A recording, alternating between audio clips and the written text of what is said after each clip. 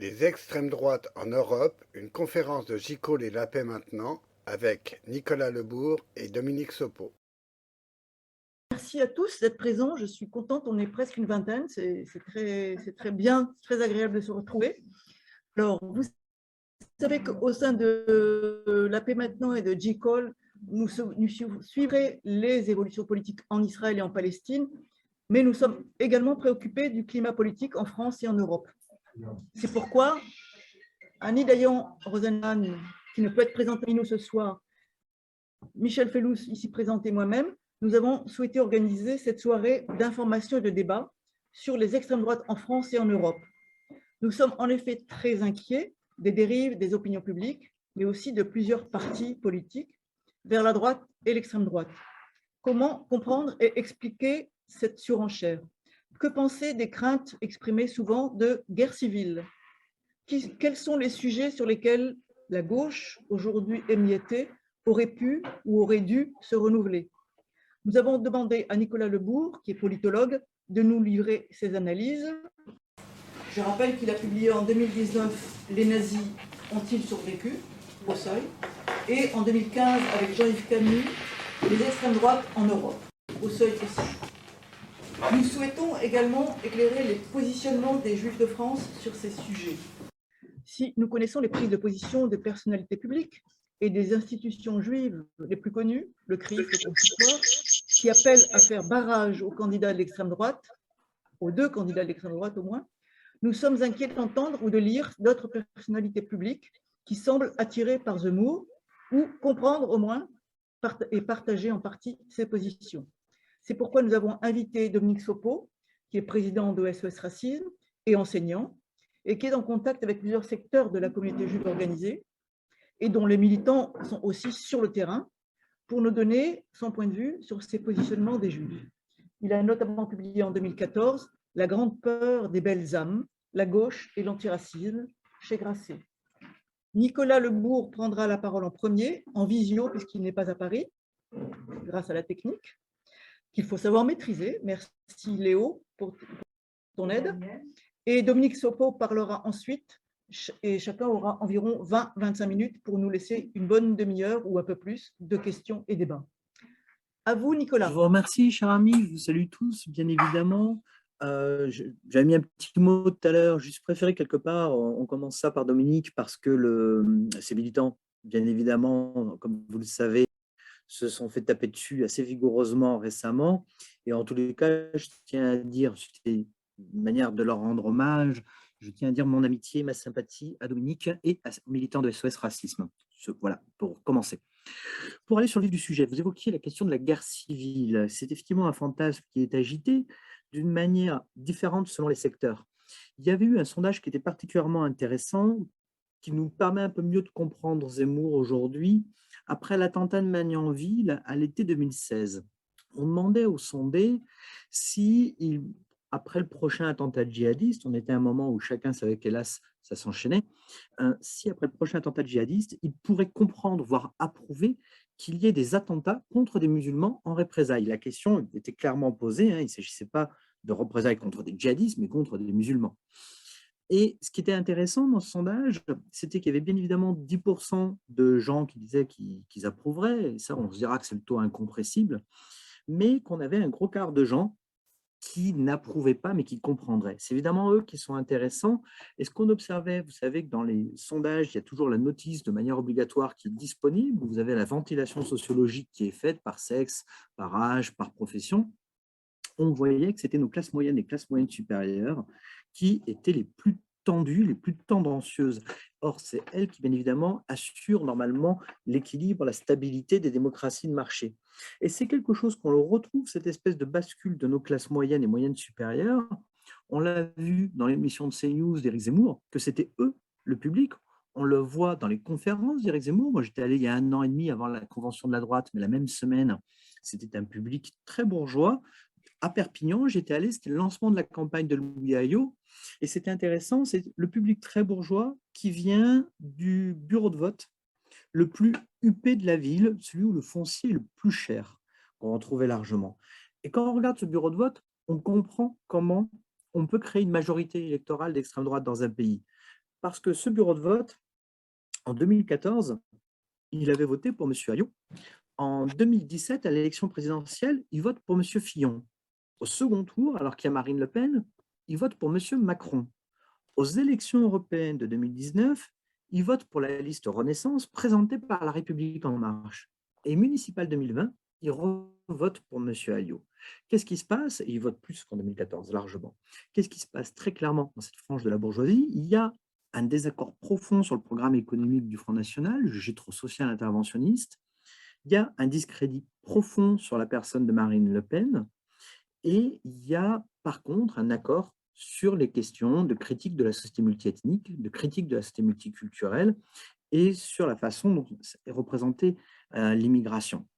Alors ça, c'est important parce que ce sont les secteurs votant le Front National, normalement extrêmement fort, comme tous les partis d'extrême droite en Europe, dans les classes populaires, en particulier chez les jeunes hommes non diplômés. Ça, c'est vraiment le socle commun aux partis d'extrême droite en Europe. Et là, on voit bien que ces secteurs-là, c'est ces secteurs qui permettent de faire la majorité électorale. Par exemple, Marine Le Pen, depuis 2-3 ans, essaye de redéployer ses arguments vis-à-vis des seniors. Vous savez que les seniors, en France, c'est le seul groupe dans la population qui vote à plus de 50% à chaque tour, quel que soit le scrutin. Si vous avez les seniors, vous avez l'élection. Donc, avoir effectivement des déplacements des seniors, des CSP+, de ces classes ultra votantes, bien plus mobilisées électoralement que les classes populaires, c'est évidemment quelque chose qui peut permettre de faire passer du fait de gagner les premiers tours à gagner les seconds tours. Maintenant, on arrive à un moment différent parce qu'on est pour la première fois sur une élection présidentielle où le Front National n'a plus l'hégémonie de l'offre. Il n'est plus offre unique à l'extrême droite. Il peut y avoir des micro-offres. On a toujours eu des petites offres à droite du Front National qui existaient, mais qui faisaient moins de 1%. Pour la première fois, il y a une offre sérieuse, une offre qui compte, en tous les cas, actuellement dans les sondages. Il faudra voir, même s'il y a les 500 signatures. Hein, quand le Front National disait qu'il peinait à avoir les 500 signatures, on a souvent dit à gauche que c'était du cinéma. Moi, j'avais accompagné en 2012 Louis Ayot, justement, en tournée pour essayer d'avoir les parrainages. Et je peux vous dire qu'on était rentré le soir, il en avait ramassé aucun. C'est vraiment une difficulté, 500 parrainages. Pour la première fois, en tout cas, on a 2 offres. Ce qui est intéressant chez celle de M. Zemmour, c'est qu'elle va justement nous ramener à cette question de la radicalité en même temps. Qu'est-ce qui se passe? Pourquoi il y a eu ces débordements à Villepinte? Il y a eu ces débordements à Villepinte, vous l'avez tous vu dans la presse, parce que il y avait peut-être Mme Boutin, qui a été ministre, qui était à la tribune, il y avait peut-être M. Paul-Marie Couteau, qui représente quand même une certaine essence de la très grande bourgeoisie, mais il y avait aussi des gens comme les Zouaves, un groupuscule radical qui normalement devrait être dissous en Conseil des ministres ce mercredi, sachant que les dissolutions à l'extrême droite, c'est une longue pratique. Depuis 1936 et la loi de dissolution, il y a 46% des groupes qui ont été dissous qui sont des groupes d'extrême droite. Côté l'extrême gauche, c'est 11%, les islamistes, c'est 12%. Vous voyez, l'extrême droite, c'est vraiment le client habituel des dissolutions, parfois y compris avec la volonté d'un peu faire un signe politique. Quand Blood and Honor est dissous en 2019, selon les documents internes du groupe, c'est les documents de police dessus, etc. Il y a 12 militants à ce moment-là dans Blood and Honor. C'est vous dire qu'on aurait peut-être pu se passer d'une dissolution au Conseil des ministres, ça pouvait se réprimer par des voies plus classiques, hein, puisqu'il y avait des délits constitués. Donc il y a un peu un jeu autour de tout ça. Mais ce qui est intéressant, c'est qu'on retrouve dans cet assemblage quelque chose qui est très rationnel. Pourquoi? Parce que l'extrême droite française a une particularité en Europe, c'est une extrême droite qui a toujours été fragmentée en une myriade de groupuscules, interconnectés, avec des militants qui sont encartés dans plusieurs, qui passent de l'un à l'autre, des actions communes, mais des groupuscules, chacun dans son coin. Le résultat, en 1934, on invente le principe du Front National, qui doit être géré par le compromis nationaliste. Et ces 2 principes-là sont repris en 1972, bien évidemment, avec la fondation du Front National que tout le monde connaît. En 1934, l'idée, c'est justement de dire on est des groupuscules, les uns à côté des autres. Il se passe plein de choses en Europe avec des partis puissants d'extrême droite, et nous, on est complètement subdivisés en France. On peut s'entendre sur un programme commun minimal, créer un Front National, où on militerait sur ce programme minimum, les uns les autres, en se respectant les uns les autres par ce compromis nationaliste. Et puis à côté de ça, on continue chacun à militer, qui pour le royalisme, qui pour le fascisme, qui pour une république référendaire, dans son propre groupe. Alors le programme minimum, il vous dit entre autres le travail français aux travailleurs français, il n'y a rien qui vous subjuguerait, qui serait très étonnant, bien évidemment. C'est vraiment le programme minimal d'un rassemblement d'extrême droite. Et ces principes-là, il faut bien voir qu'ils vont régenter le Front National de Jean-Marie Le Pen, même si ce n'est pas Jean-Marie Le Pen qui le fonde, hein, on va le chercher, jusqu'en 1999, jusqu'à la scission du Front National. Et après 1999, les cadres, les militants, et en particulier les radicaux, partent tous avec Bruno Maigret lors de cette grande scission. Il se passe quoi? Le compromis nationaliste est refait autour de Bruno Maigret, l'aventure de Maigret s'écroule, et au Front National, on arrête avec le compromis nationaliste. C'est fini. Maintenant, il faut être fidèle au président, uniquement. Et puisque Marine Le Pen monte, on va même purger les tendances au fur et à mesure. On va purger les néofascistes, on va purger les nationaux catholiques. C'est d'abord les nationaux catholiques d'ailleurs qui sont la cible. Au fur et à mesure pour faire place nette. Et aujourd'hui, qu'est-ce qu'on voit? C'est la revanche du compromis nationaliste. Si vous avez les Zouaves et Madame Boutin, c'est la continuité de cette vieille tradition de l'extrême droite française. Et c'est ça qui vous explique en partie la dynamique Éric Zemmour, puisqu'on le voit soutenu sur les réseaux sociaux, aussi bien par les gens qui viennent du maigretisme que par un Daniel Conversano qui représente le communautarisme blanc, le nationalisme blanc et qui a le vent en poupe, par toutes les chapelles possibles et imaginables, des gens d'Action française qui sont autant de tambours pour sa campagne. Et puis surtout qui représentent une dynamique et une capacité à construire quelque chose. Alors ces radicaux, il faut les prendre pour ce qu'ils sont. D'abord, il faut bien comprendre qu'on est au niveau quantitatif au plancher du problème de la radicalité en France. C'est-à-dire, si on regarde les estimations des services de renseignement, dans ce pays, notre acmé de la radicalité, c'est évidemment la guerre d'Algérie. C'est 7500 activistes estimés par les services de renseignement, la guerre d'Algérie. Ensuite, après 1968, on va rester à 2500 activistes présumés. Qu'est-ce qui se passe depuis quelques années? Les services de renseignement estiment qu'il y en a 3000, une légère remontée, 1000 violents et potentiellement violents, 2000 qui se contentent de relancer les mots d'ordre, de serveurs de caisse de résonance, de tambour. C'est une estimation sans doute un petit peu en dessous, parce que la liste aux européennes de la dissidence française, un petit groupuscule néofasciste qui militait pour une Eurasie fasciste, c'est vous dire qu'on est chez des choses quand même un petit peu ésotériques, il fallait imprimer soi-même son bulletin de vote, et ils font 4500 voix.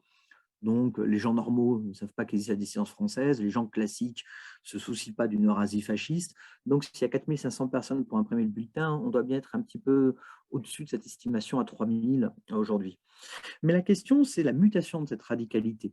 Et elle a à voir avec la mutation du populisme.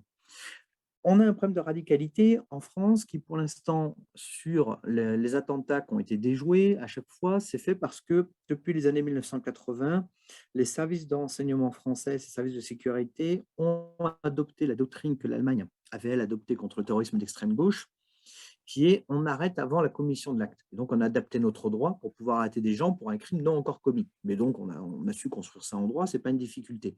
On va évidemment, sur la possibilité d'arrêter des gens qui ont fait un attentat, c'est mieux avant. Donc, ça s'est bien passé comme ça, mais on est dans un contexte où un rapport de la Commission du contre-terrorisme de l'Organisation des Nations Unies a publié un rapport en avril dernier qui montrait que la progression des violences d'extrême droite à l'échelle globale était de 320%. À l'échelle mondiale, sur les 5 dernières années, on a pris plus de 320%. En particulier aux États-Unis, ça devient extrêmement préoccupant, mais pas que. Je pense que tout le monde a en tête la tuerie de Christchurch, où un terroriste fait 51 morts dans une mosquée. Et aux États-Unis, comme à Christchurch, ce qu'on voit, c'est le courant dont on a arrêté 4 personnes pour 2 projets d'attentats différents le mois dernier. C'est le courant qu'on appelle l'accélérationnisme. L'accélérationnisme, c'est un courant qui vous dit nous sommes arrivés au moment du chaos racial. Ce chaos racial, naturellement, débouche sur la guerre raciale. Et la nation, ce n'est pas des frontières, ce n'est pas un État, ce n'est pas une langue.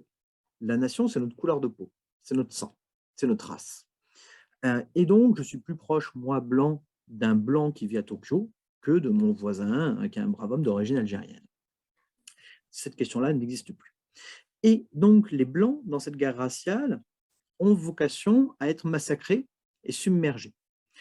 Déjà, les thèses de type grand remplacement, vous savez, elles commencent dès la fin des années 40 avec l'idée, ça vient dans le milieu collaborationniste, que les Juifs auraient manipulé l'Union soviétique et les États-Unis pour attaquer l'Europe défendue par le Troisième Reich, et que les Juifs, maintenant, vont organiser l'invasion migratoire avec des Asiatiques et des Noirs de l'Europe pour détruire la race européenne. Ça, c'est les premières thématiques de ce type de théorie telles qu'elles se construisent dans les années 40.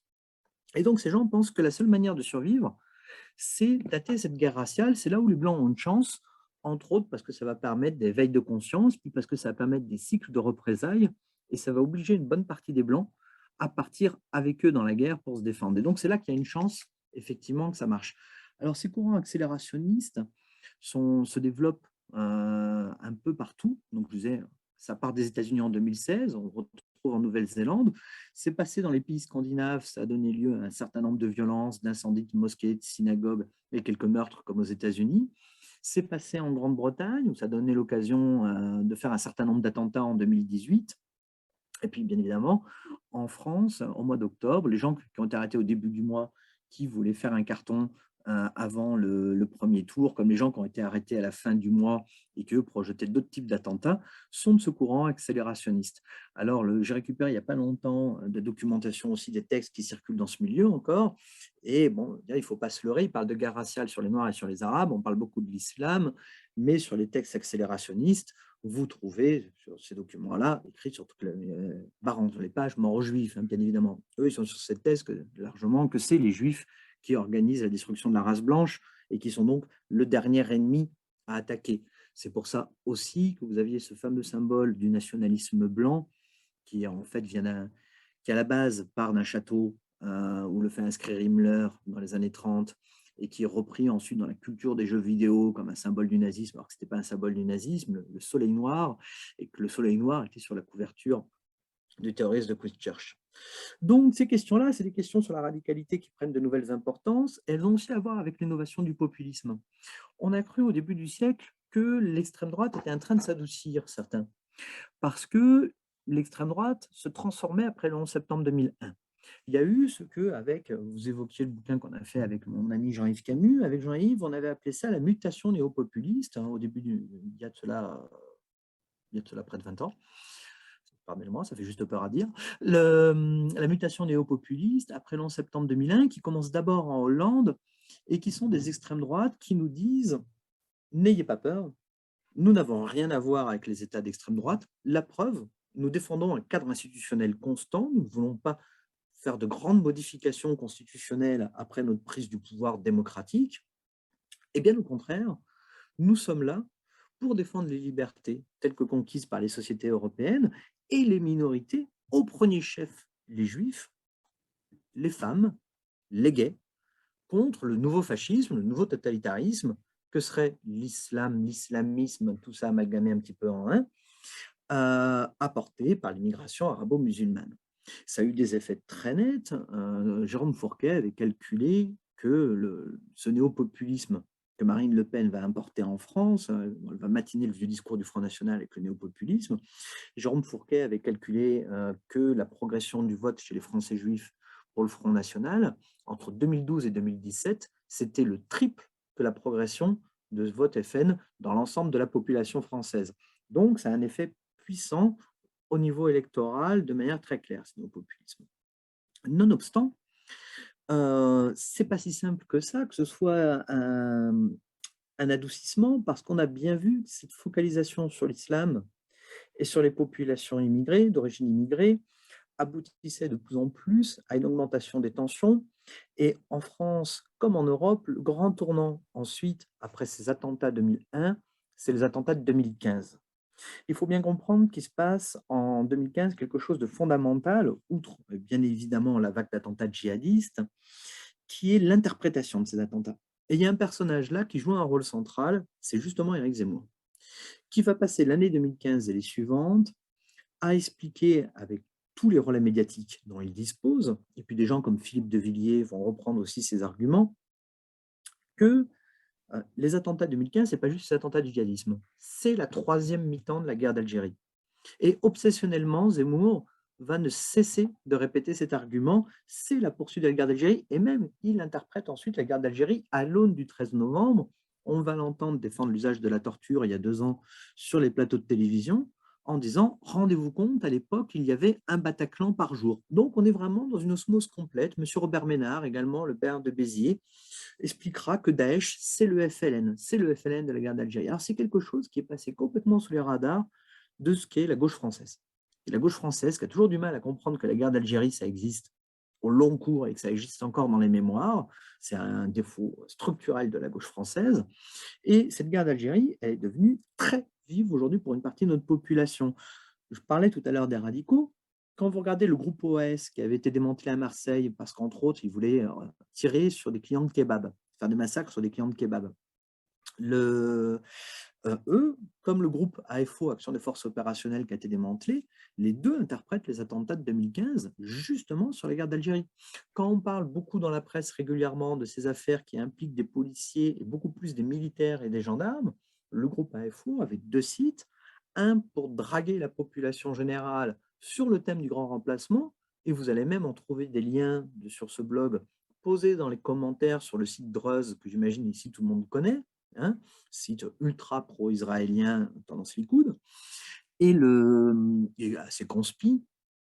Et de l'autre côté, il y a un autre site qui, lui, était fait pour draguer militaires et policiers, qui interprète la guerre d'Algérie comme vraiment la matrice des attentats de novembre 2015 et qui analyse les attentats de janvier et novembre sur la base des textes des colonels Trinquier, Lachauroy, des personnalités de la guerre d'Algérie. Et ça, c'est très efficace. Et en même temps, sur ce site-là, vous allez retrouver des discours sur le grand remplacement, mais le grand remplacement d'origine du complot juif. Vous allez retrouver des textes antisémites, négationnistes, etc. sur celui-ci. Donc là, vous voyez qu'on peut tenir plusieurs discours en même temps avec plusieurs ouvertures. Alors, ces questions-là, c'est vraiment des questions qui sont en train de travailler la société française. Les radicaux, là-dessus, présentent un point d'ébullition. Bien évidemment, tout le monde n'est pas un membre de l'AFO ou un membre de l'OS, mais ça représente quelque chose qui travaille la société française. Aujourd'hui, on se retrouve en fait à un moment qui est assez particulier, puisque on a une offre d'extrême droite qui est une offre certes tout à fait divisée. En gros, M. Zemmour est en train de parler aux seniors et aux classes supérieures, manifestement pour l'instant dans les sondages actuels, j'en sais rien demain, tandis que Mme Le Pen conserve son socle sur les classes populaires. Alors, vous me direz que dans des élections à deux tours, il y en a un qui peut amener en dot sa niche sociale que l'autre n'avait pas au second. On a en même temps cette question du Covid, dont on s'est beaucoup inquiété de ses effets sur les extrêmes droites. Sur le recul qu'on a aujourd'hui, ce qu'on peut voir, c'est que du côté des plus radicaux, dans les boucles Telegram djihadistes, par exemple, ou accélérationnistes, ou suprémacistes blanches, ou plus néo-nazis, mais enfin tout ce genre-là, la question du Covid, mais c'est la même chose chez les djihadistes, n'a pas eu une grande importance, une folle importance, parce que ces gens sont déjà très structurés dans leur vision du monde.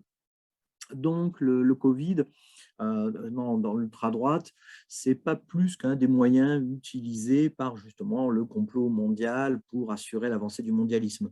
Ça n'a pas fait une révolution idéologique, ça n'a pas poussé les gens spécialement plus loin. On voit des bascules qui sont plus des bascules chez des gens qui étaient plus tendancieux. Vous avez tous entendu parler de cette affaire avec la petite Mila, l'opération Azul, etc. On voit que c'est des gens qui sont moins structurés idéologiquement à la base, qui sont plus influencés par le Covid. On voit aussi électoralement qu'il y a certes M. Philippot qui court désespérément derrière, mais que c'est un peu comme quand il courait derrière les gilets jaunes, c'est confondre des phénomènes sociaux et leur potentiel électoral. Manifestement, il n'y a rien qui montre un fort potentiel électoral. Maintenant, je dis ça, notre marché électoral est aujourd'hui quand même beaucoup plus instable. On a vu par exemple en Espagne, chez nos amis espagnols, il n'y avait plus d'extrême droite depuis le franquisme. Le Partido Popular était un parti beaucoup plus à droite que la droite française, donc qui a absorbé l'extrême droite. Et Vox, aujourd'hui, existe. L'aile droite du Partido Popular s'est totalement autonomisée et d'une manière qui va à l'encontre de tout ce qui s'est fait en Europe depuis 20 ans. Depuis 20 ans, en Europe, c'était la question du néopopulisme. Il fallait être le plus gay-friendly possible, le plus j'aime les femmes possible, le moins antisémite possible. Vox est arrivé avec un machisme d'une vulgarité absolument sidérante, une opposition au LGBT absolument tranchée. En France, on voit maintenant M. Zemmour qui, pareil, il cherche un petit peu à modeler les choses, mais enfin qui à la base représente pareil une tendance à un machisme et à une misogynie qui n'existe absolument pas traditionnellement dans l'extrême droite française à ce stade, et qui en plus, on voit que maintenant il rétropédale, parce qu'en fait il faut savoir que les femmes aussi, c'est comme les seniors, les femmes s'abstiennent beaucoup moins, les femmes votent beaucoup plus, donc aller électoralement en France dans les urnes avec un discours misogyne, c'est quelque chose de délicat. Mais donc, on voit, en tous les cas, des signaux politiques dans cette extrême droite fragmentée qui sont des signaux dont on n'aurait pas pensé qu'ils allaient à l'encontre. Et plus que ça, la particularité de M. Zemmour, je disais tout à l'heure, c'est le compromis nationaliste. Mais comment Marine Le Pen a-t-elle importé le néopopulisme? C'est aussi, il faut bien voir, un effet du 1er mai 2002. Le 1er mai 2002, vous avez 1 million de Français qui manifestent contre la présence de Jean-Marie Le Pen au second tour. C'est là que naît la dédiabolisation. C'est un choc dans les équipes qui entourent Marine Le Pen. Et c'est l'idée qu'on ne peut pas continuer comme ça. On ne peut pas juste dire que c'est la faute des médias. Et ces gens-là ciblent 2 écueils. Ils disent, il y a l'écueil, c'est tout ce qui a trait à la Seconde Guerre mondiale, aux Juifs, au négationnisme. Tout ça, ça nous diabolise d'une manière terrifiante. Il faut complètement en sortir. Et là, c'est plutôt la faute à Jean-Marie Le Pen. Mais ils ciblent aussi autre chose. Ils ciblent tout ce qui a trait à la race, tout ce qui a trait à l'ethnicité. Que toutes ces problématiques-là, qui avaient beaucoup été portées par Bruno Maigret et ses amis dans le parti, sont des choses tout aussi toxiques que l'antisémitisme. Et la volonté, ça va être, on sort de tout ce qui a trait, juif, Seconde Guerre mondiale, mais ethnicité, race, etc. On sort de tout ça, on va vers la République, la laïcité, des thèmes beaucoup plus englobants. M. Zemmour fait l'exact inverse. Il se positionne complètement sur la question de l'ethnicité, complètement sur ces thématiques raciales, avec la question du remplacement, etc. C'est une tendance qu'on avait chez les militants très clairement depuis, il a aussi depuis à peu près 2015 au moins, mais qui n'était pas assumé sur la place publique. Et là-dessus, effectivement, M. Zemmour représente une mue qui est assez intéressante. Qu'est-ce que ça peut donner?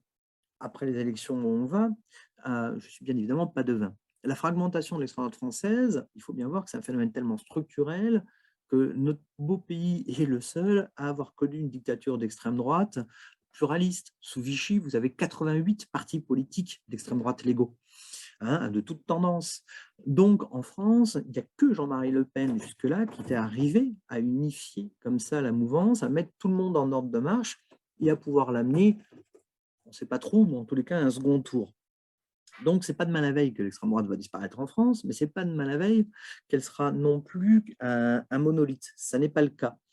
Elle a espéré, à l'échelle européenne, pouvoir arriver à fédérer. On voit bien que si Mme Le Pen et M. Zemmour ont tout eu droit tous les deux à leur voyage en Hongrie, ce qui est quelque chose de très important pour eux, il n'est pas possible aujourd'hui d'arriver à fédérer les nationaux populistes, les néo-populistes et les illibéraux, comme l'on appelle les Hongrois et les Polonais, dans une seule famille politique. Donc, en fait, notre extrême droite, elle est très profondément, justement, selon l'expression de M. Zemmour, à la croisée des chemins. Je vous rends la parole, je passe la parole à Dominique. Voilà, présentation rapide. D'accord.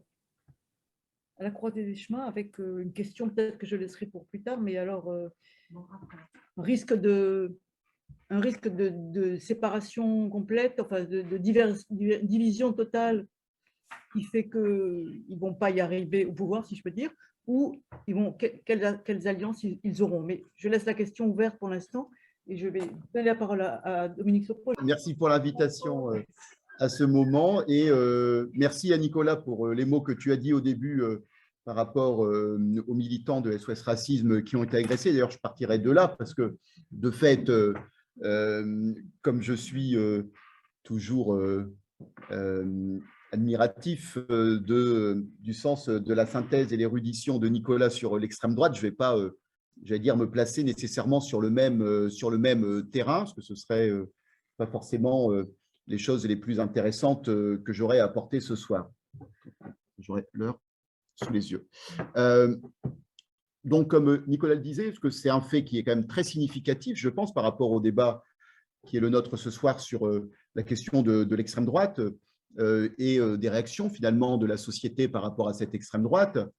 Nous avons effectivement, il y a 8 jours, pas dimanche dernier, mais celui encore d'avant, mené une action au sein du meeting de lancement de campagne de M. Zemmour à Villepinte.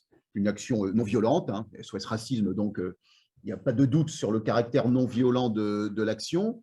Et cette action consistait à se placer au fond de la salle.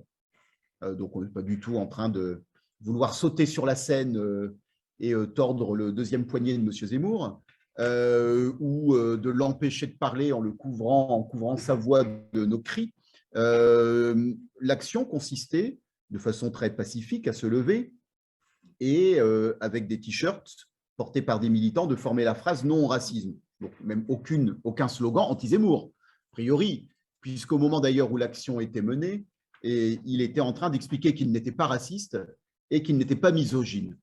Quelques secondes plus tard, on voyait des militants antiracistes tabassés et des femmes en sang, ce qui était une contradiction manifeste entre ce qu'il venait de professer sur la scène dans son discours et l'acte qui a été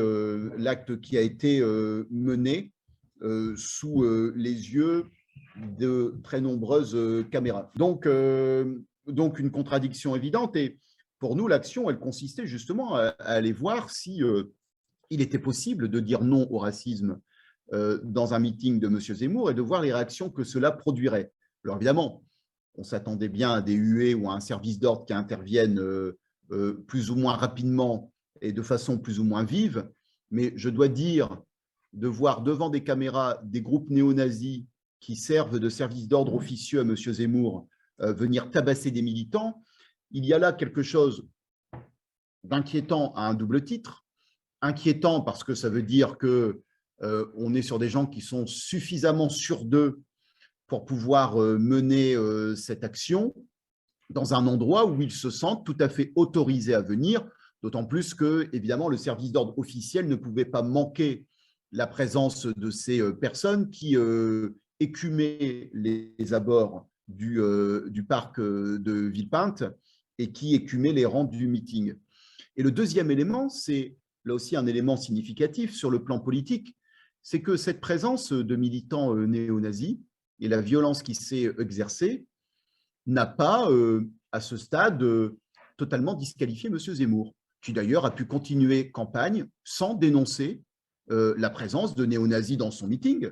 Il a même parlé d'enthousiasme de ses troupes dans les premières interventions qu'il a faites. Et là, c'est quand même assez inquiétant de voir que finalement, cette situation est une situation qui vient révéler aussi, alors non seulement évidemment le racisme obsessionnel qui est celui du camp en question, et Nicolas rappelait qu'on est quand même sur une forme politique qui réhabilite dans le débat public une expression assez crue de racisme, à peine camouflée. Je rappelle que M. Zemmour, par exemple, lors de la convention de la droite, quand bien même pour l'instant il n'a pas été condamné en première instance, j'espère qu'il le sera en appel, mais a quasiment appelé ouvertement à des ratonnades. Bon, on est quand même sur quelque chose d'assez inédit dans le débat public pour un candidat à la présidentielle depuis au moins Jean-Marie Le Pen, en tout cas pour une personne qui pourrait prétendre faire un score significatif à une élection présidentielle. Et ce racisme-là peut s'exprimer de façon assez crue. Des néo-nazis peuvent venir à son meeting. Je rappelle que le principal agresseur, c'est le chef des Zouaves Paris. Il a des tatouages nazis sur son corps. Hein. Il a une des devises nazies tatouées sur ses jambes. Bon, entre autres, évidemment, tatouages. En général, ces gens en ont plusieurs. Parler de croisés des chemins, en général, il y a des croix, notamment, pas n'importe lesquelles, qui sont tatouées à plusieurs endroits du corps. Bon.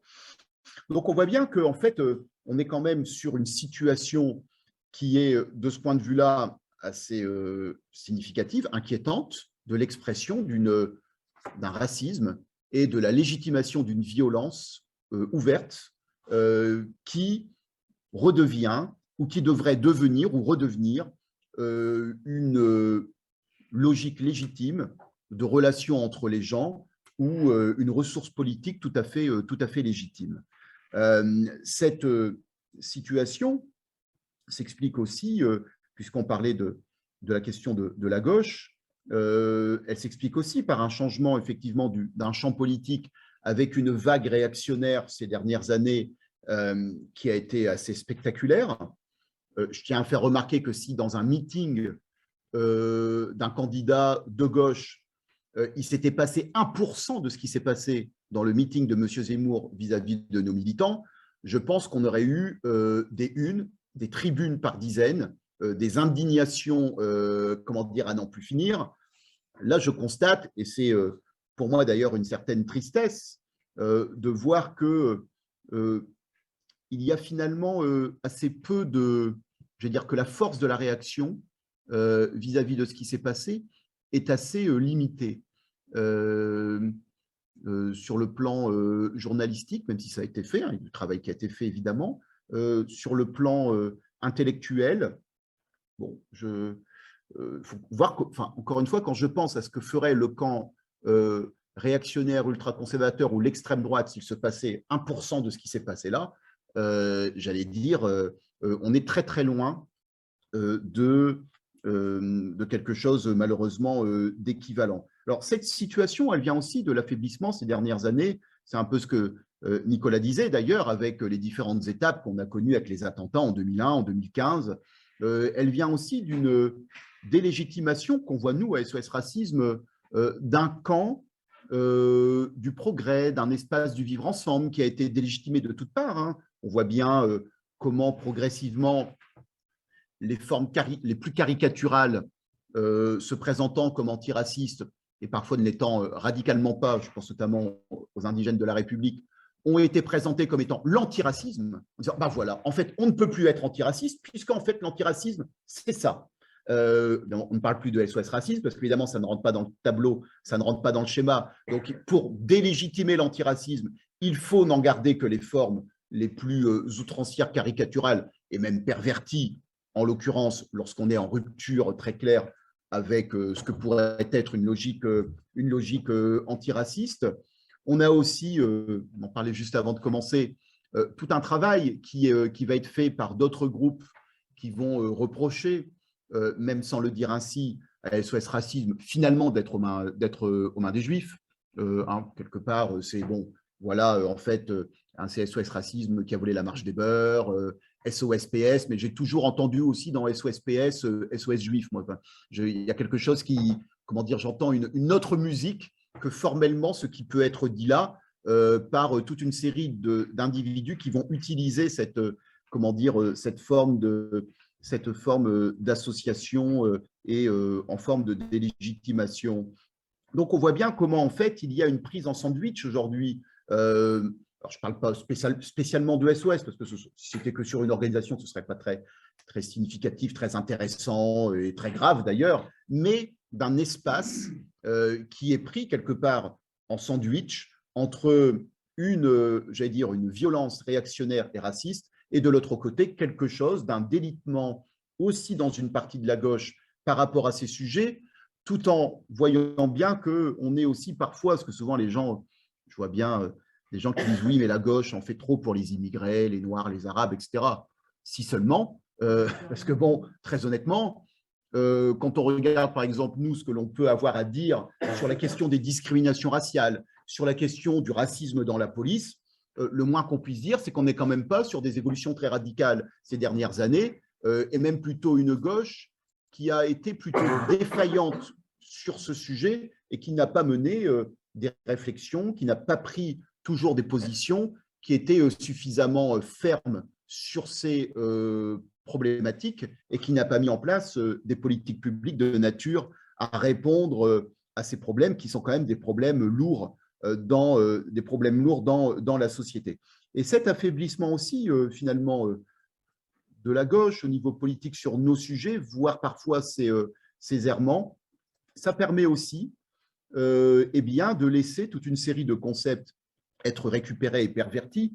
Nicolas, tu évoquais la question de la laïcité, enfin, voir l'extrême droite récupérer la thématique de la laïcité quand on sait ce qu'est l'extrême droite, qui notamment historiquement a en haine la laïcité, et on pourrait dire que Vichy, les grandes revanches de Vichy, c'était sur évidemment Dreyfus, sur les francs-maçons, mais aussi sur la laïcité. Enfin, c'était quand même les grandes haines, les grands totems qu'il fallait abattre en 1940.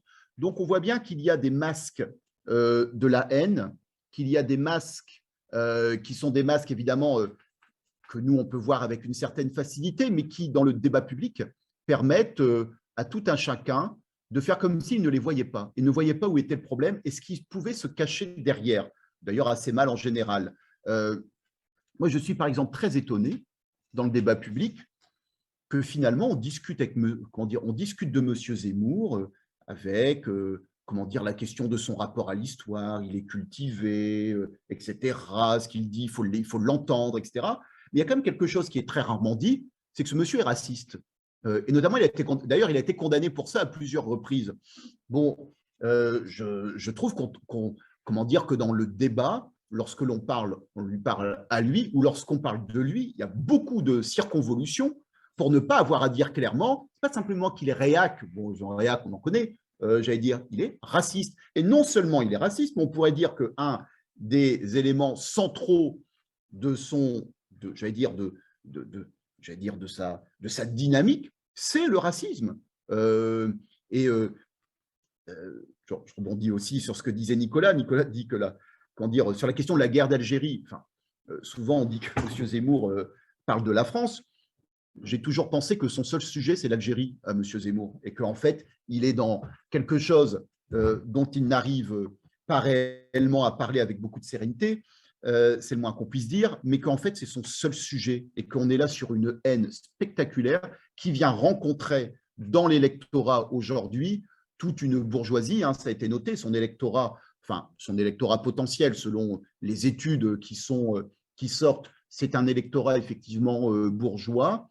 Eh bien, ça vient rencontrer sans doute des retours d'histoire autour de la question de l'Algérie, avec tout ce que ça a pu entraîner dans notre pays, autour d'une question coloniale qui n'a jamais vraiment été digérée en France, avec tout ce que cela peut entraîner dans la représentation de l'autre, et notamment de la peur qu'il peut susciter, parce que je pense qu'il y a des grandes peurs coloniales aussi derrière le racisme qui existe dans notre pays. C'est finalement l'autre barbare qui de toute façon va nous submerger, qui est très caractéristique du monde colonial, qui est un monde qui est toujours dans la peur de la submersion de ceux qui entourent et qui sont majoritaires dans les espaces coloniaux et qui sont tout le temps majoritaires, notamment dans les espaces coloniaux français.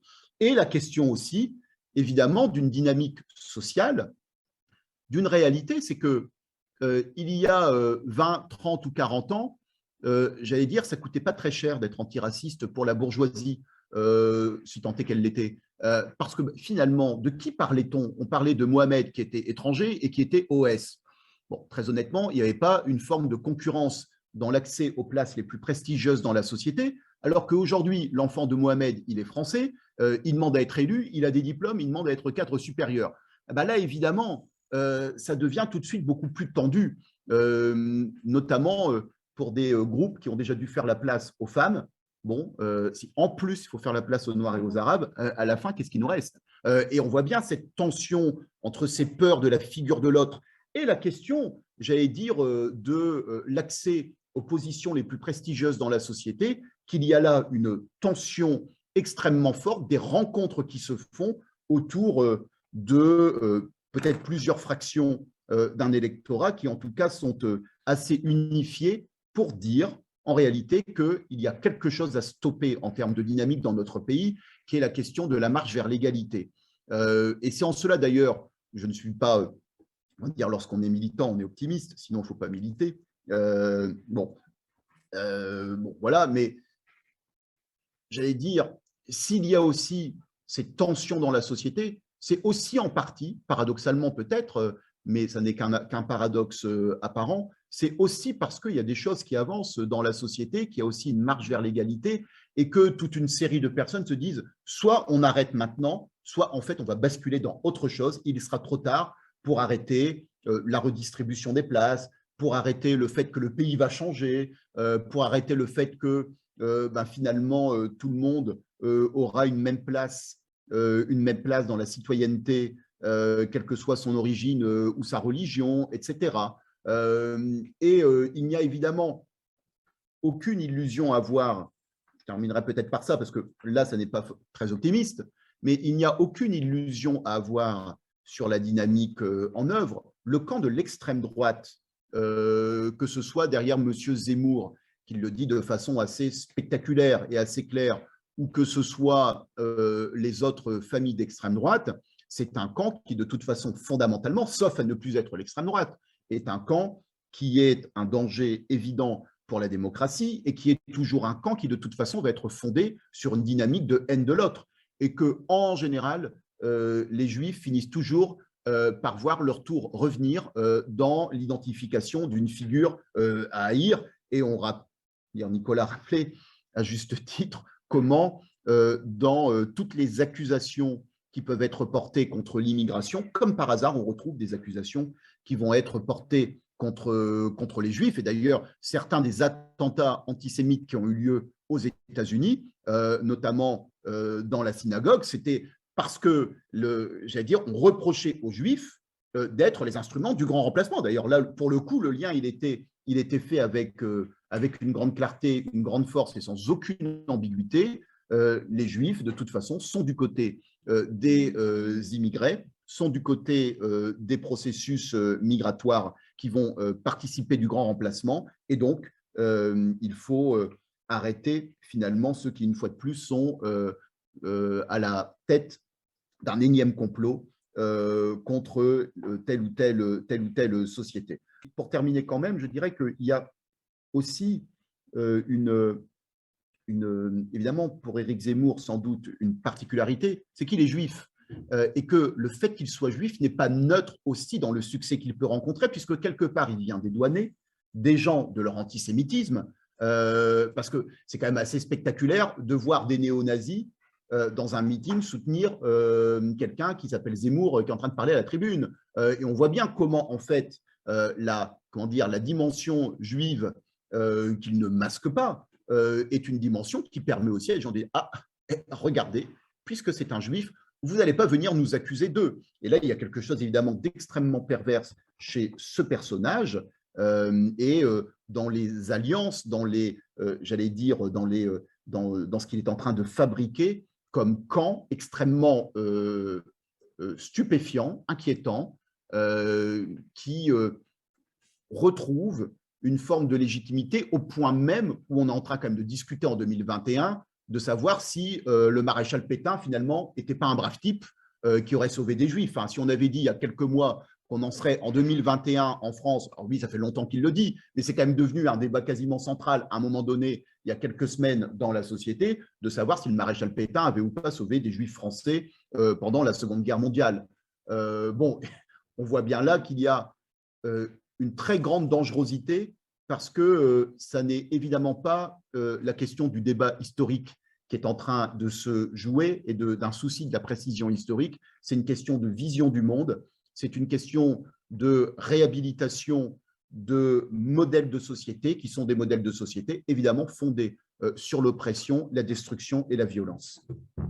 Merci Dominique. Je voudrais juste t'inciter à parler au moins 5 minutes ou 4 ou 5 minutes sur un point qu'on voudrait te voir aborder parce que tu as montré le lien entre le fait que les Juifs sont aussi impliqués par ce racisme des extrêmes droites en général et aussi visés dans tes contacts avec le monde juif divers. Comment tu perçois les réactions de ce monde juif dans sa diversité à ce racisme de Zemmour et les autres en général? Comment tu perçois cela? Comment ils se situent, ces juifs que tu côtoies? Je côtoie toute une série de juifs qui, pour certains, sont dans la salle ou sont peut-être dans le Zoom. Évidemment, il y a une grande diversité de positionnement de façon assez évidente. Nous sommes des partenaires historiques de l'Union des étudiants juifs de France. Bon, l'Union des étudiants juifs de France est dans la clarté par rapport à ce qu'est Zemmour. D'ailleurs, dès 2010, nous portions plainte communément contre des propos racistes qu'avait tenus Zemmour à l'époque sur la délinquance chez les Noirs et les Arabes, en expliquant que la plupart des délinquants étaient des Noirs et des Arabes. Il avait été condamné à l'époque, d'ailleurs, ce qui lui avait valu sa place chez Ruquier en 2011. Bon, donc il y a évidemment toute une partie des organisations ou des individus qui sont extrêmement au clair sur ce qu'est Zemmour, qui ne sont absolument pas dupes de ce qui peut traverser ce personnage en termes de haine raciste, en termes de dangerosité pour les Juifs eux-mêmes, en réhabilitant quand même des formes politiques derrière lesquelles courir n'a jamais servi à rien. D'ailleurs, Zemmour me fait un peu penser à Edmond Bloch, comment dire, de l'Union des patriotes français israélites, enfin, où on est quand même sur des personnages assez stupéfiants qui n'ont cessé d'appeler à l'alliance avec ce qui pouvait se faire de pire dans des groupes antisémites, ou en tout cas dont, on va dire, le philosémitisme n'était pas leur première des caractéristiques, pour être poli. Et on voit bien qu'il y a des personnages comme ça aujourd'hui qui appellent à des alliances avec l'extrême droite. Enfin, sans le citer, je vais le citer, M. Golnadel, enfin, on est quand même, enfin, c'est quand même incroyable, j'allais dire, ce monsieur dont la grande œuvre est de faire en sorte que les Juifs, j'allais dire, aiment Marine Le Pen, et aujourd'hui d'ailleurs, et aujourd'hui Zemmour. Enfin, on est quand même dans des choses tout à fait scandaleuses, qui peuvent aller très très loin d'ailleurs, dans le mensonge, dans la calomnie. Je voyais récemment M. Golnadel qui expliquait que SOS Racisme ne s'était pas signalé sur le procès de Mireille Knoll.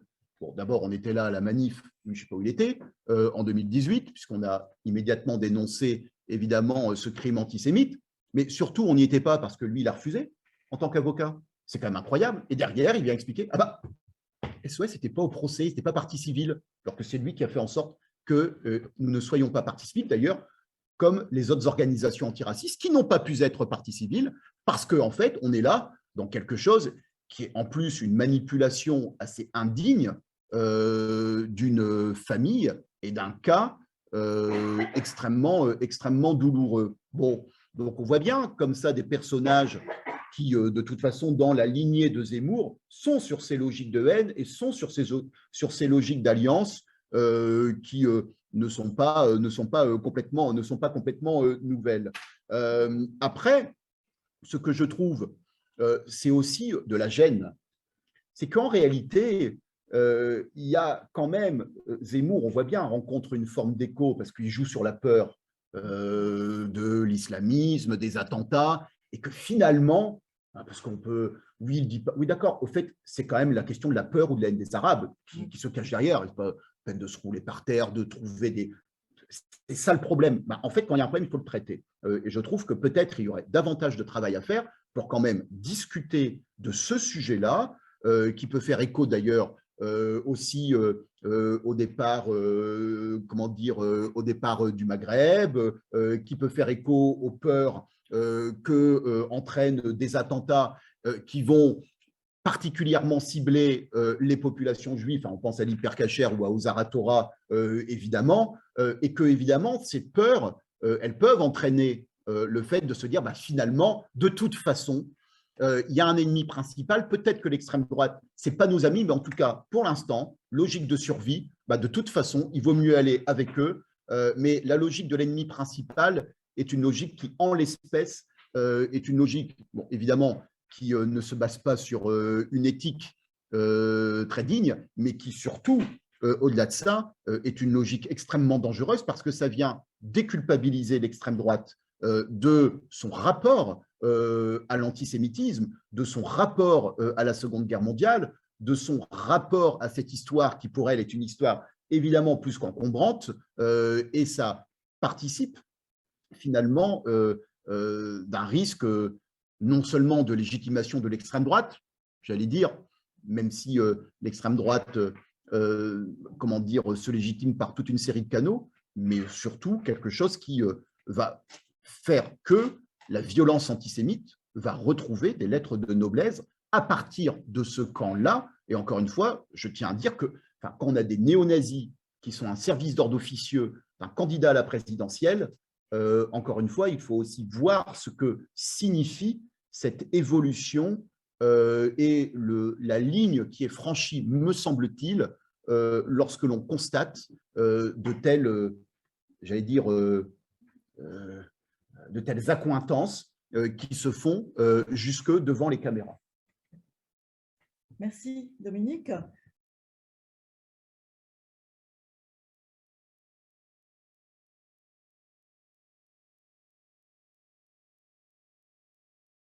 faut l'accord des familles, puisque là, il y a des victimes, j'allais dire, individuelles, et voilà, ce sont la famille, comment dire, dans ceux qui portent l'action, il y a la famille de Mireille Knoll, et Mireille Knoll qui est la victime, évidemment, de cette affaire. Donc, il faut l'accord des victimes. Et puis, de toute façon, par décence, on ne vient pas à un procès, on est en train de parler du meurtre d'une personne, si la famille n'a pas donné son accord. Quand bien même on pourrait le faire et, j'allais dire, créer une forme de rapport de force pendant le procès, mais qui serait quand même inélégant, on pourrait dire, à tout le moins. Les associations antiracistes, d'ailleurs, via la LICRA, ont demandé à être partie civile dans ce procès. Il y a eu un refus qui a été opposé.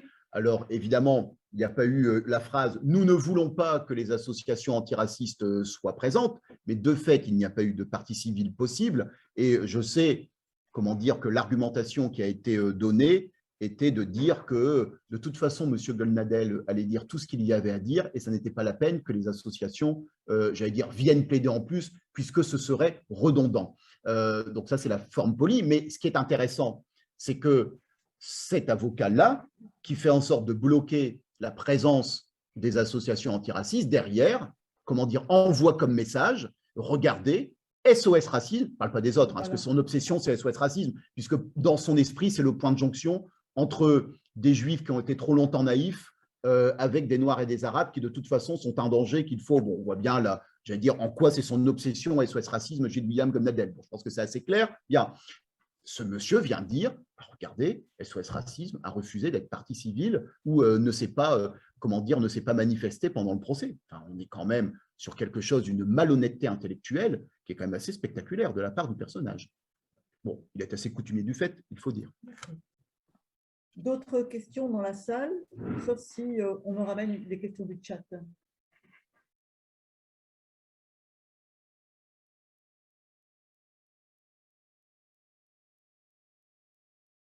Oui, je réponds à monsieur et à l'autre en même temps, rapidement. La question de l'union des nationalistes, c'est un vieux serpent de mer, sans même remonter à l'entre-deux-guerres et les tentatives de Mussolini de fédérer un peu les choses. En fait, en gros, à partir des années 1950, il y a des tentatives de créer des internationales européennes et transatlantiques. Ce qui est certain, c'est qu'à partir des années 1950, il y a une scène transatlantique qui existe très nettement. On échange des deux côtés de l'Atlantique les idées, les slogans, les stratégies de manière très très claire. Les gens qui ont découvert une communication transatlantique au moment de Steve Bannon sont des gens extrêmement distraits. Je veux dire, ça datait des années 1950. Donc, ça existe. Néanmoins, ça capote toujours pour plusieurs raisons. Primo, la question du nationalisme, justement, c'est-à-dire que, par exemple, dans ces années 1950, lorsqu'il y a plusieurs tentatives de création d'organisations, systématiquement, à un moment, ça capote parce que les Autrichiens et les Italiens se tapent dessus en disant Südtirol ou Hadridge, selon les cas, cette région est à moi, non, elle est à moi. Et donc, forcément, ça complique les choses. Ensuite, tout simplement parce que chacun a ses stratégies nationales au premier chef. On le voit très clairement, on ne veut pas d'alliés qui nous diabolisent par rapport à notre propre électorat. On a vu M. Geert Wilders à un moment s'entendre bien avec Marine Le Pen, plus s'entendre avec Marine Le Pen, bien s'entendre avec Marine Le Pen. Ça dépendait de ses stratégies nationales. Idem pour le Front National par rapport à MSI italien, au FPE autrichien, etc. Donc tout ça rend les choses très compliquées. On voit bien aujourd'hui que la Mecque des nationalistes, c'est la Hongrie, évidemment, et on voit bien que M. Orban envoie des signaux, mais qu'en même temps, il n'ose pas vraiment se couper de tout le monde en franchissant le pas pour s'entendre avec des reclus.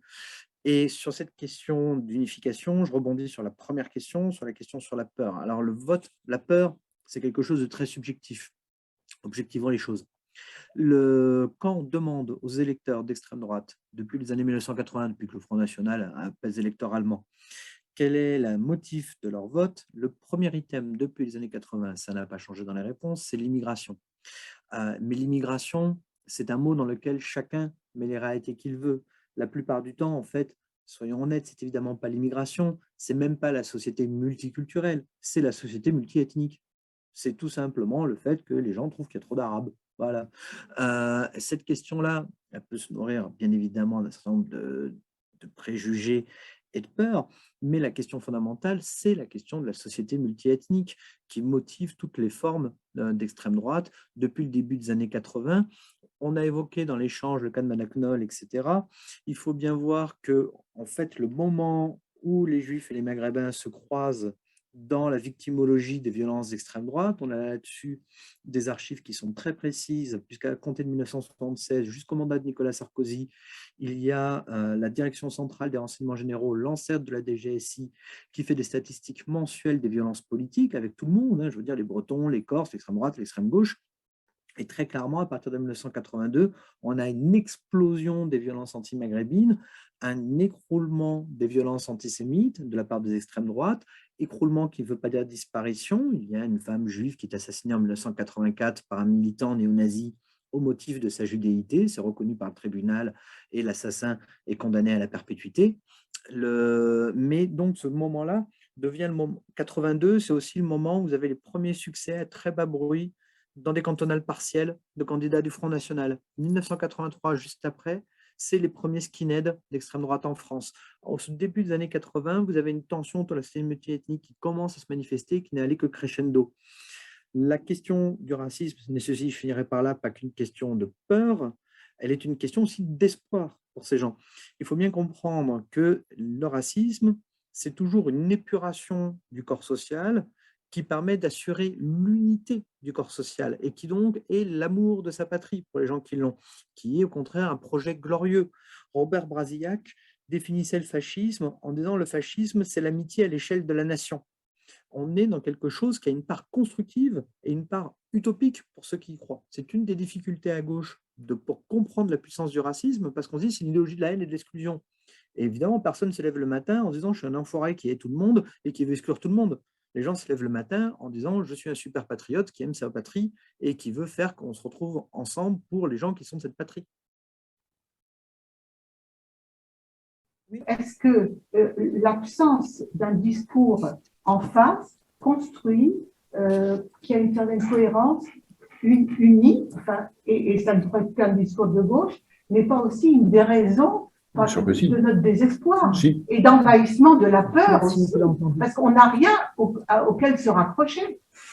Non, sur la question d'un discours cohérent en face, en fait, enfin, d'un discours cohérent d'ailleurs, pas forcément en face, un discours cohérent, parce qu'on ne peut pas se définir que simplement, oui, mais on ne peut pas se dire qu'en contre, il y a aussi quelque chose en positif. On voit bien aussi que, en tout cas pour la gauche, la question de l'effondrement des idéologies, bon, qui n'est pas nouveau, hein, au demeurant comme effondrement, est quand même quelque chose qui laisse souvent orphelin de récits idéologiques et de projection. Ça, c'est quelque chose qui me semble un des premiers éléments. On voit bien qu'il y a quand même un affaissement structurel et intellectuel à gauche ces dernières années. Non pas d'ailleurs qu'il n'y ait pas de désintellectuels, mais tout ça, finalement, ne fait pas, j'allais dire, ne fait pas corpus. Même si on a des gens individuellement qui peuvent être très brillants, qui disent des choses très intéressantes, on est sur quelque chose, effectivement, d'un émiettement dont je ne vois pas, là, tout de suite, à court terme, comment il va se solutionner. Mais bon, comment dire, il faut quand même rester modérément optimiste, parce que les cristallisations dans la vie intellectuelle ne sont pas forcément prévues à l'avance. Elles peuvent surgir. Je pense également que la dimension structurelle de l'effondrement, alors évidemment les deux sont liés, me semble-t-il, n'est pas non plus facilitée par des confusions qui sont entretenues par une partie de gens qui se disent de gauche, mais enfin, franchement, qui sont quand même sur des logiques eux-mêmes réactionnaires. Et je pense notamment à toute une série de discours que je trouve très malveillants autour de la laïcité. Moi, je suis extrêmement laïque, et pas laïque arrangé, je ne sais pas quoi, etc. Bon, voilà. Mais enfin, quand j'entends certains intellectuels de gauche parler de laïcité, franchement, mais en fait, parfois les gens, ils pensent que les gens sont des imbéciles, en fait, et qu'ils pensent, quand ils prennent des masques parce qu'ils ont peur ou parce qu'ils veulent taper sur des groupes, les gens ne s'en rendent pas compte. Mais enfin, quand on utilise la laïcité pour taper sur les Arabes, là, on est dans une perversion totale, d'ailleurs, de la question de la laïcité. C'est comme si les gens ne le voyaient pas. Et les gens font, enfin, qu'est-ce que c'est que cette… Et là, je trouve quand même que dans une partie de la gauche… Quel est le propos en particulier qui te… Un exemple, si tu veux, en fait, venant de la gauche en plus. Hein. En fait, j'allais dire, quand on est constamment dans une logique du soupçon par rapport à des populations, où en fait, il faut constamment qu'elles fassent la preuve qu'elles sont bien en adhésion à la laïcité, à la République, à la France, à ses valeurs, etc. En fait, ce n'est pas qu'on les soupçonne qu'il y aurait un problème, c'est qu'en fait, on pense qu'elles ne le seront jamais, que jamais elles n'adhéreront. Et donc, en fait, ce qu'on leur dit, c'est en fait, vous serez français quand vous serez blanc et catholique. Malheureusement, pour certains, alors moi, je le suis à moitié blanc, donc moi, j'ai fait 50% du chemin peut-être, j'en sais rien. Mais en fait, ça ne marchera pas, en fait, parce qu'on leur dit de toute façon, vous n'en serez jamais. Quand on dit aux gens, vous n'en serez jamais, ça participe aussi, me semble-t-il, de quelque chose qui, quelque part, vient nourrir le camp adverse. Et je trouve qu'on est face à une gauche qui souvent va être prise, d'ailleurs, dans deux formes de contre-dépendance. Une contre-dépendance par rapport à une logique réactionnaire qui va se dire il faut réaffirmer la laïcité, la République, ses valeurs dans quelque chose de très malveillant en réalité, parce que c'est la République et ses valeurs, mais c'est marrant, c'est jamais la lutte contre le racisme, c'est jamais la lutte contre les discriminations raciales, et dès qu'ils parlent de ça, c'est pour dire que les gens qui luttent contre ces phénomènes font mal, et qu'il y a un problème, que eux, évidemment, ils sont antiracistes et ils sont universalistes. Et d'ailleurs, on aurait envie d'être antiraciste, mais vous comprenez, les antiracistes, ils ne savent pas faire. D'ailleurs, on se demande pourquoi eux ne font pas des organisations antiracistes. Parce que manifestement, ça fait souffrir leur petit cœur, que la lutte, elle soit mal menée, mais il n'amène jamais. On ne peut pas, j'allais dire, être de gauche et utiliser simplement la République pour dire qu'il y a un problème avec les Noirs et les Arabes dans ce pays, dans la façon dont ils se positionnent, dans leur lutte par rapport au pays, etc. Parce que là, évidemment, on est dans autre chose. Et il y a une deuxième forme de contre-dépendance qui peut exister, c'est le fait de dire finalement, on n'a pas vraiment de choses à dire sur l'égalité. On peut dire que la gauche, même au pouvoir, sur la question de l'égalité, je parle là des questions antiracistes pour le coup, a été plutôt décevante ces dernières années. Je rappelle quand même que sous le quinquennat de François Hollande, on commence avec normalement le droit de vote des étrangers et la promesse de récépissé de contrôle, on finit par la déchéance de nationalité. Il y a quand même quelque chose d'assez spectaculaire. Et que plus généralement, je trouve qu'il y a aussi parfois des tendances à gauche en disant, sur la base de cette ineffectivité, sur la base de cette déception, eh bien, il faut aller courir après ceux qui seraient déçus, quitte à raconter n'importe quoi. Mais en fait, quand on est de gauche, on se bat aussi pour l'égalité. Et l'égalité, c'est lutter contre les discriminations. Ça n'est pas d'aller nécessairement nourrir les délires identitaires des uns et des autres. Et moi, par exemple, je trouve stupéfiant que toute une partie de leaders de gauche fréquentent des gens comme les indigènes de la République. Quel rapport avec la gauche? Ces gens sont des racialistes, avec une porte-parole, qui tient des propos homophobes, racistes, sexistes, antisémites. Quand même, il ne faut quand même pas exagérer. Donc, à un moment donné, il faut aussi être ferme sur des principes, et ces principes, il faut les prendre dans leur globalité. D'ailleurs, il n'y a à renoncer à rien dans ce que je dis là, il n'y a rien de très révolutionnaire, me semble-t-il, mais d'affirmer quand même des principes et des valeurs extrêmement fortes, mais pas de les affirmer pour faire des beaux discours, mais aussi de montrer comment on les met en acte lorsque l'on est au pouvoir. Et malheureusement, pour la gauche, et je pense que c'est aussi une de ses faiblesses structurelles, y compris dans un électorat qui serait susceptible de voter pour elle plus traditionnellement, c'est qu'il y a quand même aussi des déceptions qui ont été accumulées ces dernières années, non seulement par rapport à des groupes qui peuvent être frappés par le racisme et les discriminations raciales. Alors, non pas qu'il n'y ait pas d'amélioration, mais il faut bien comprendre que ça n'est pas la même chose d'être étranger, et d'être né sur le territoire français depuis X générations quand on est noir ou quand on est arabe. Moralement, évidemment, que le racisme, il est tout autant condamnable contre un étranger que contre quelqu'un qui est là depuis 4 générations. Ceci étant, évidemment, moi, je prends souvent l'exemple de mon père. Mon père, quand il arrive en France, ce n'est pas son pays, la France. Il est accueilli ici.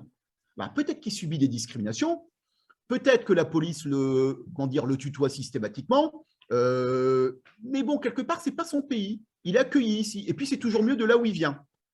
Quand on est là depuis plusieurs générations, qu'on est traité pareil, en fait, évidemment que les effets ne sont pas les mêmes et qu'il y a quelque chose de délétère qui s'instaure alors dans la société.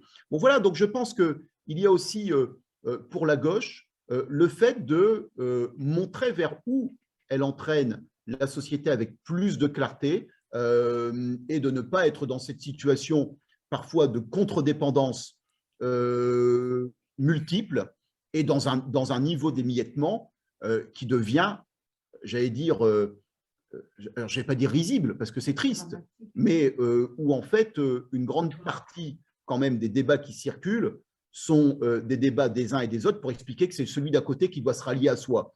Pendant ce temps-là, il y a une campagne présidentielle, mais dont la gauche est cruellement absente parce qu'en fait, on est dans des débats qui sont des débats en dessous de tout.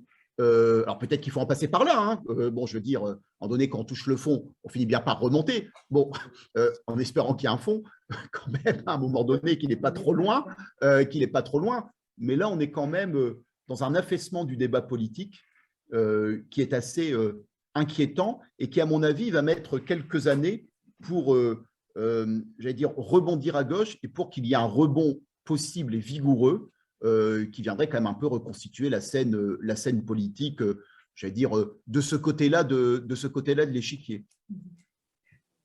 Nicolas l'a évoqué tout à l'heure, le fait qu'une partie de l'électorat juif s'est reportée aussi sur Le Pen, 3 fois plus que à l'échelle nationale, hein, que la moyenne nationale. Dans une grande partie des institutions, des représentants des institutions juives, aussi ce discours de droite a été passé d'une certaine manière. Et que moi, j'ai entendu il n'y a pas très longtemps, dans une grande rencontre d'une convention du CRIF, des propos critiquant Zemmour, mais sur la base uniquement de ces propos anti-juifs, si je peux dire. Aucune dénonciation de son racisme contre les Arabes et les musulmans d'une manière générale. Et là, on peut s'inquiéter et se demander s'il n'y a pas à réfléchir. Voilà, pas seulement directement pour lui-même, puisque Zemmour met en cause aussi des Juifs. Il propose de revenir à l'israélitisme ancien. Pas demander au Christ. Voilà, parce que Zemmour est raciste anti-arabe et anti-musulman. Mais je n'ai pas entendu une critique là-dessus de la part des responsables juifs en novembre dernier. Il y a quand même eu, le rabbin Corsia qui a été extrêmement clair. Alors, on m'avait dit qu'il était juif. Oui, c'est la vérité. Donc, je confirme. Donc, comme il y a eu le rabbin Corsia qui a été extrêmement clair quand on lui a posé la question sur, c'est un raciste évidemment. Donc, il y a quand même des voix qui se sont exprimées. Je pense aussi à Bernard-Henri Lévy qui s'est exprimé à plusieurs reprises et contre lui directement et de façon plus générale. Bon, voilà, pour des figures connues. Oui. Après, c'est vrai qu'il y a sans doute quelque chose d'une peur ou d'une conception du monde, c'est ce que je disais sur la question de la théorie d'ennemi principal. Et par ailleurs, quand je parle de Golnadel, on sait aussi que ce sont des gens qui travaillent profondément la communauté juive, qui essayent absolument de la faire basculer dans quelque chose de toute façon. Ne vous intéressez pas à la question des Arabes parce que, vous avez voulu jouer avec SOS Racisme. Regardez, grosso modo, vous avez voulu défendre les Arabes. Aujourd'hui, ceux qui viennent tuer vos enfants, parce qu'en résumé, c'est quand même ça qu'ils racontent. Hein, en résumé ou en large, c'est pas très masqué comme type de positionnement chez ce personnage. Mais effectivement, il y a, sans doute le fait que lorsqu'un personnage est raciste et qu'on se réfère à la République, en fait, ça doit être fini avec ce personnage, parce qu'en fait, c'est tout. Moi, je prends mon exemple, Dieudonné, il a tenu des propos antisémites, c'est fini, en fait. Il n'a jamais dit rien de trop désagréable sur les Noirs. Bon, mais en fait, je m'en fous. Je veux dire, il est antisémite. Merci, au revoir, c'est terminé. Il était parrain de SOS à une époque, enfin, il y a longtemps, avant qu'il dérive, hein, parce que sa dérive a quand même duré quelques années avant qu'à partir de 2003-2004, il soit le monstre qu'il est devenu.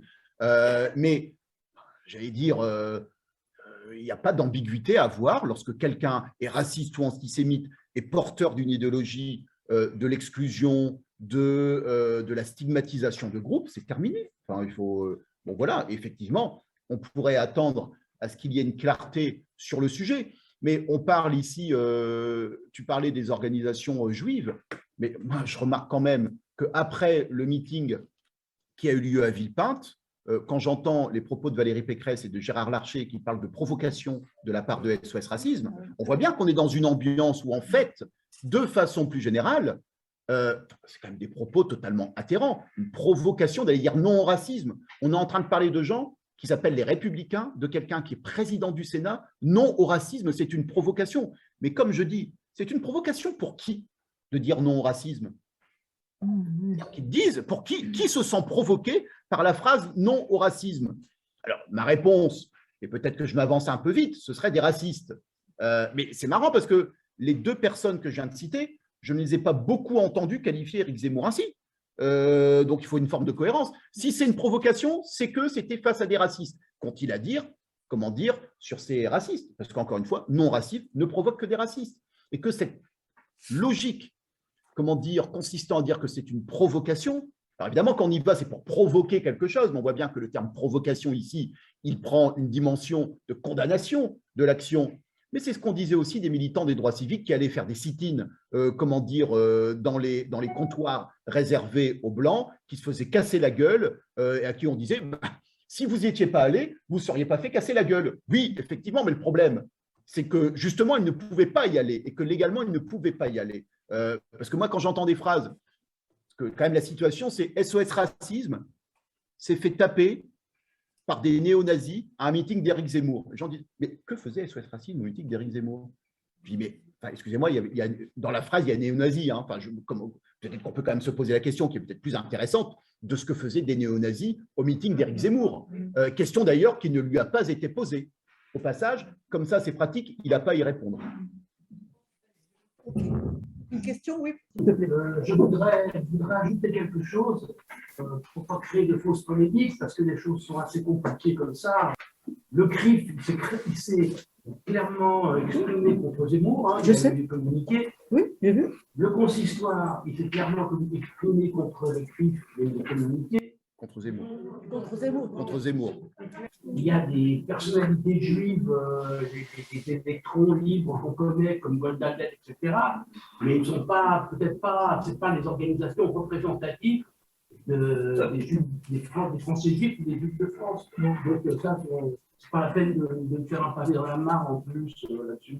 Pas la peine de créer des polémiques inutiles ou trop exagérées, puisque le CRIF, comme le consistoire, s'était très clairement exprimé contre Zemmour. Ça, je le sais, je l'ai bien entendu. Hein.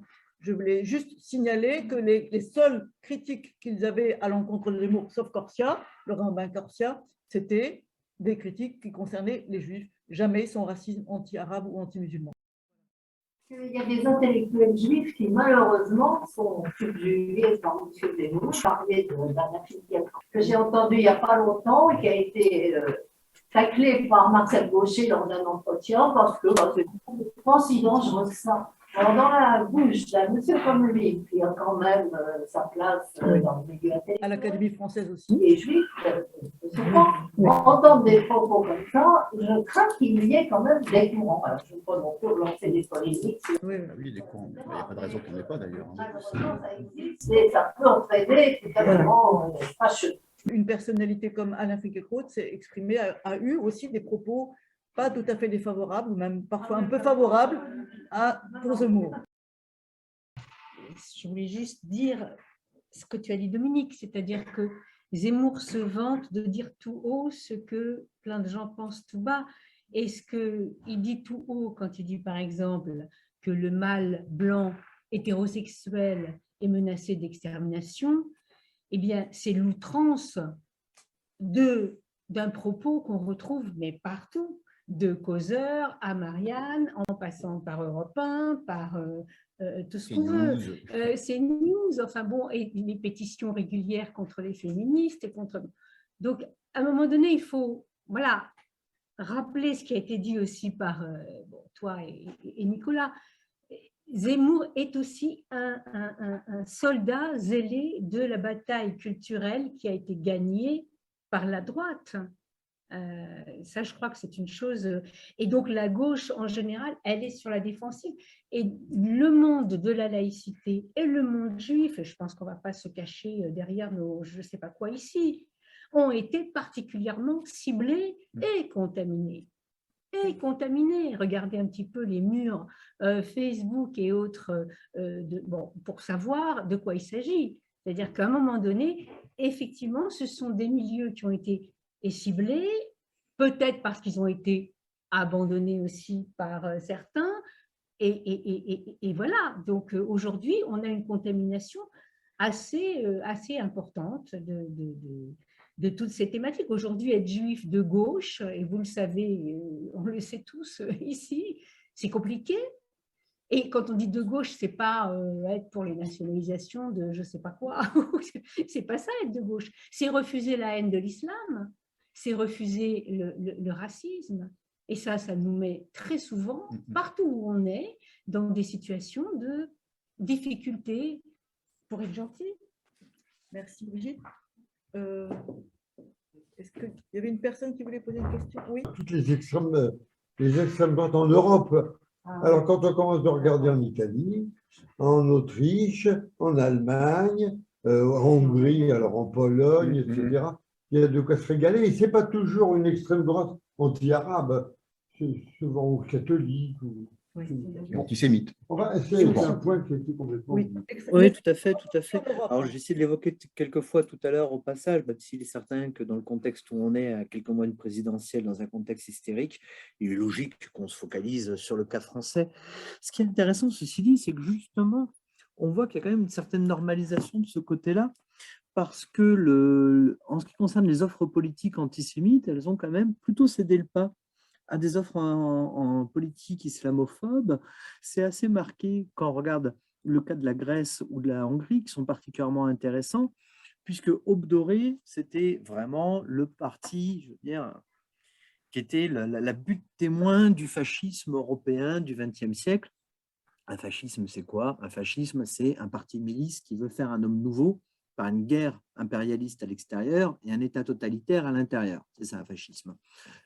Le seul parti conséquent qui pesait dans la vie politique européenne, enfin par sa vie politique nationale, c'était Aube Dorée qui cochait vraiment tout ça. Bon, Aube Dorée, on s'en est enfin débarrassé par la voie judiciaire, comme vous le savez. Et ce qui est intéressant, c'est aussi le repositionnement de Jobbik. Jobbik a fait largement marche arrière sur son antisémitisme. On est plus désormais sur des offres qui ont à voir sur la critique des tziganes ou des musulmans.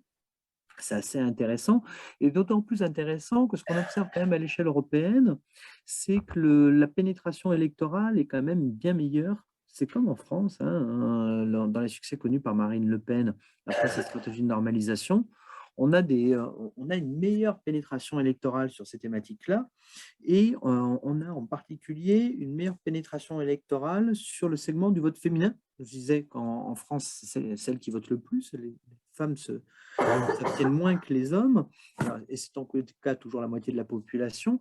Donc ça, c'est un vrai progrès. Donc ça, c'est assez clair qu'aujourd'hui, quand même, mine de rien, justement, alors, il ne s'agit pas du tout de rentrer dans le débat, est-ce que l'antisémitisme a été remplacé par l'islamophobie, qui je crois est un extrêmement mauvais débat, positionné comme ça. Mais par contre, ce qui est certain, c'est qu'il y a quand même une normalisation à l'échelle européenne. La critique de la société multiculturelle, c'est, même si je dis qu'au fond, je crois que c'est surtout la société multiethnique, elle est quand même beaucoup plus portée aujourd'hui sur cet angle-là, tout simplement parce qu'il est aussi beaucoup plus performant. C'est beaucoup plus performant électoralement. Après, il y a des points de jonction. Il y a une petite anecdote qui est peu connue, même si elle a été écrite diverses fois, qui est le fait, vous savez, quand Maxime Brunery était allé tirer, ce jeune militant d'unité radicale, et a été tiré sur le président de la République, Jacques Chirac, le 14 juillet 2002, il avait posté un message sur un forum disant qu'il allait faire ça parce que Jacques Chirac était un agent de ZOG. ZOG, c'est une expression qui naît au début des années 70 aux États-Unis, c'est le Zionist Occupation Government, c'est le gouvernement d'occupation sioniste, c'est le pouvoir juif qui, derrière le gouvernement fédéral, tient les États-Unis. Lorsque le mur de Berlin tombe, c'est interprété dans les milieux radicaux américains comme en fait un coup d'État mondial de ZOG qui prend le contrôle de tout l'hémisphère nord, et donc les seuls partis qui demeurent aujourd'hui, les seuls pays qui demeurent à ce moment-là censés résister à ZOG, c'est évidemment l'Irak, la Libye, l'Iran et donc l'Afghanistan. Et donc, vous imaginez bien comment ils interprètent l'évolution géopolitique des années d'après, comme l'extension du pouvoir de ZOG. Et ce qui est rigolo, si j'ose dire, c'est qu'on l'a peu dit, c'est que Brunnery, quand il passe à l'action, il agit parce qu'il est en contact à ce moment-là, lui qui se réfère à un concept néo-nazi comme ça, il est en contact avec un militant juif, sioniste, ultra pro-israélien de la droite israélienne, qui lui ne pense pas du tout que Jacques Chirac soit un agent de ZOG, mais qui est convaincu que Jacques Chirac est un agent d'Eurabia. Eurabia, je pense que vous connaissez tout ça, hein, c'est le complot d'en face de l'entente faite entre les Arabes et les pouvoirs européens de manière à arabiser l'Europe. Et les deux sont convaincus, en tous les cas, que Jacques Chirac est l'agent d'un complot mondial visant à détruire l'Europe et la France dans son ethnicité, dans sa culture. Et c'est ce qui permet l'action à la fin. C'est-à-dire qu'on voit par cette anecdote, parce que c'est un faible fait, on en conviendra, enfin, faible fait, j'aurais pu faire un carton sur le président si j'étais contrariant quand même. Mais qu'en tous les cas, il y a une question dans ce rejet de la société multiethnique qui est une question très multidimensionnelle et qu'on ne peut pas prendre la question juste de c'est l'antisémitisme, c'est l'islamophobie à part, comme des problématiques à part. Et je rebondis sur ce que disait l'ami Dominique tout à l'heure, de même que le combat antiraciste ne peut pas se scinder sur cette question. J'ai fait un petit papier aujourd'hui par rapport à la profanation de Mulhouse et celle du Mont Valérien, en rappelant que la profanation du cimetière de Carpentras, c'est 200 000 personnes derrière une banderole non au racisme, non à l'antisémitisme, avec un appel pour la justice, pour la démocratie, pour la paix. Des mots unitaires, un combat unitaire, c'est 200 000 personnes. Je n'ai pas vu une manif antiraciste à 200 000 et avec un président de la République devant depuis bien longtemps. Donc, non seulement les phénomènes ne sont pas dissociables purement et simplement, mais les réponses, effectivement, comme le disait Dominique, sont des réponses qui sont forcément unitaires. Dominique, tu peux lire la question. Alors, deux questions qui m'ont été adressées. Connaît-on le profil socio-professionnel des Juifs qui soutiennent Zemmour? Première question. Et est-ce que la menace islamiste, qui a tendance à être tue par les gouvernements en place, ne vient pas exacerber les dynamiques à l'œuvre qui ont été décrites, un peu comme un boomerang obscurantiste face à l'obscurantisme? Le profil sociologique sur les Juifs, on ne l'a pas dans les sondages, puisque c'est une question qui n'est pas enregistrée et qu'on est actuellement dans les sondages. On peut faire une carte électorale, on sait, sur le vote sur Marine Le Pen, parce qu'on peut faire une carte avec des populations juives. Ça, c'est faisable avec des outils statistiques et avec d'autres sondages cumulés. C'est les travaux, les calculs qu'a fait Jérôme Fourquet qui sont très intéressants et les comparer aux résultats des bureaux de vote. Et comme ça, on match et on arrive aux choses. Au stade où on en est, on ne peut pas savoir le profil des gens qui pensent voter pour M. Zemmour et un profil, on le disait, plutôt CSP+, et plutôt âgé, c'est-à-dire les gens qui normalement ne votent pas pour Marine Le Pen. Mais sur la question confessionnelle, il faut qu'on ait une carte des bureaux de vote pour pouvoir faire matcher les statistiques ensemble. Là, pour l'instant, on ne l'a pas. La deuxième question, bien évidemment, le djihadisme reste aujourd'hui la menace sécuritaire première. Ce qu'on voit, on le voit bêtement d'ailleurs dans nos prisons, dans les prisons françaises aujourd'hui, il y a 550, ce qu'on appelle des TIS en langage administratif, donc des personnes qui sont poursuivies, incarcérées pour leur participation à des réseaux djihadistes. Nous en avons une quarantaine de ce qu'on appelle l'ultra-droite dans la terminologie policière. Donc, il y a bien évidemment, évidemment sur le nombre de morts, etc.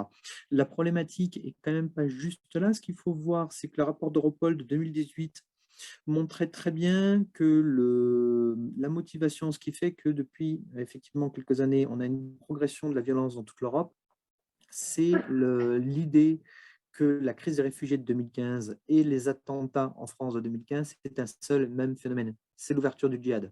Le djihad a commencé.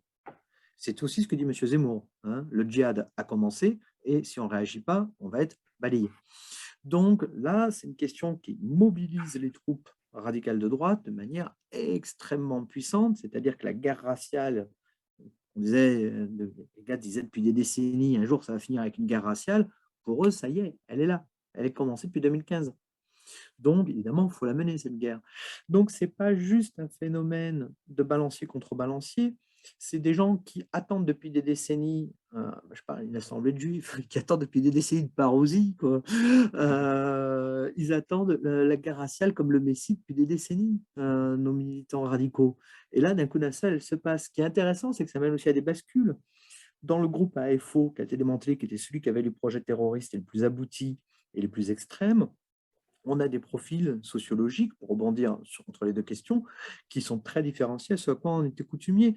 On voit des gens qui sont là aussi des seniors, des gens qui ont des très bons niveaux de revenus, qui sont de la classe moyenne supérieure. Moi, j'ai des déclarations fiscales, etc. Il n'y a pas de souci, il y a des gens qui ont de l'argent là-dedans. On est très loin des profils sociologiques de la violence d'extrême droite il y a quelques décennies. C'est plus du tout la même affaire.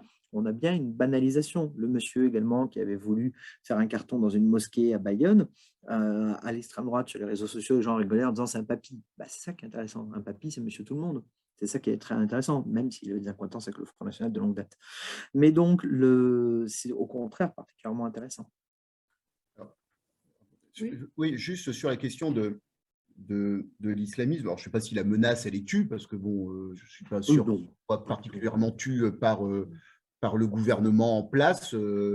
Bon, mais quoi qu'il en soit, deux remarques par rapport à ça, en complément de ce que dit Nicolas, c'est que d'abord, dans le djihadisme, il y a une théorisation de l'attentat djihadiste pour détruire les sociétés de l'intérieur. C'est-à-dire qu'évidemment, l'attentat djihadiste ne vise pas à renverser le gouvernement ni en France, ni en Grande-Bretagne, ni en Allemagne. Évidemment, c'est totalement, sauf être dans du délire, évidemment, ce n'est pas ça le but. Le but, c'est de dire, si on fait des attentats, en fait, on dira, eh bien, les musulmans, voici ce qu'ils sont, et donc, ils seront réprimés, et donc, nous allons pouvoir recruter davantage de gens, et parce que c'est action-réaction. De toute façon, l'attentat va provoquer aussi quelque chose j'allais dire, du fait que les musulmans vont être frappés, puisque le djihadiste vient de dire le vrai musulman, c'est ça, et ne vous attendez pas à autre chose des musulmans, parce qu'un jour, ils seront tous dans un islam tel que nous le concevons, et tous, ils feront des attentats, et donc de créer des phénomènes de peur pour, encore une fois, aboutir à une audience plus importante